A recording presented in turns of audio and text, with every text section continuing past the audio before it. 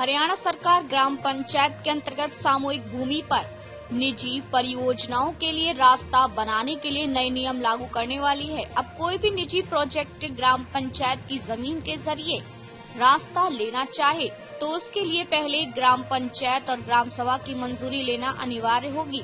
नई नीति के अनुसार ग्राम पंचायत के सभी सदस्यों में से कम 3/4 सदस्यों का समर्थन होना चाहिए।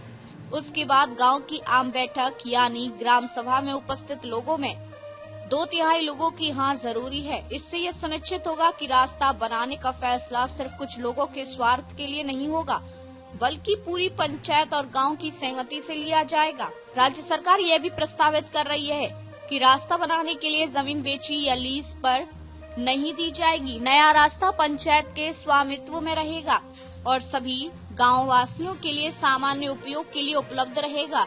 निजी प्रोजेक्ट के लिए रास्ता बनाते समय पंचायत की भूमि का लाभ निजी लाभ के लिए नहीं लिया जाएगा।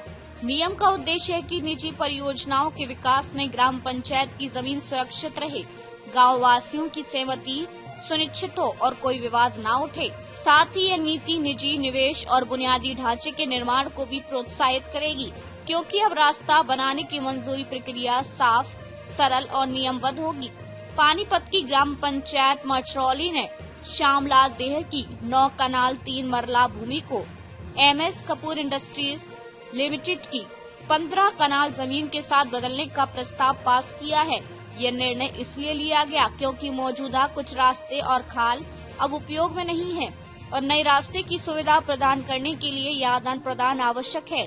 आज कैबिनेट मीटिंग में पंचायत के इस प्रस्ताव पर मुहर लग सकती है। राज्य सरकार ने वित्तीय नियमों में बड़ा बदलाव करने की तैयारी कर ली है। वित्तीय नियम 8.14B के तहत यूटिलाइजेशन सर्टिफिकेट UC का नया फॉर्मेट निर्धारित किया जा रहा है। मंगलवार को मुख्यमंत्री की अध्यक्षता में होने वाली राज्य मंत्रिमंडल की बैठक में इस पर मुहर लग सकती है। सरकारी अनुदान अक्सर स्वायत्त संस्थाओं, स्थानीय निकायों, बोर्ड कॉरपोरेशनों और सहकारी समितियों को दी जाती है। इन संस्थाओं को ये प्रमाण देना होता है कि अनुदान का उपयोग केवल उस उद्देश्य के लिए किया गया जिसके लिए इसे मंजूरी मिली थी। पहले इस UC का कोई तय फॉर्मेट नहीं था, जिससे जवाबदेही और निगरानी में दिक्कतें आती थी। अब वित्त विभाग ने एक मानक फॉर्मेट बनाया है जिसे सभी संस्थाओं को अब अपनाना होगा। ब्यूरो रिपोर्ट, अतुल्य लोकतंत्र, हरियाणा।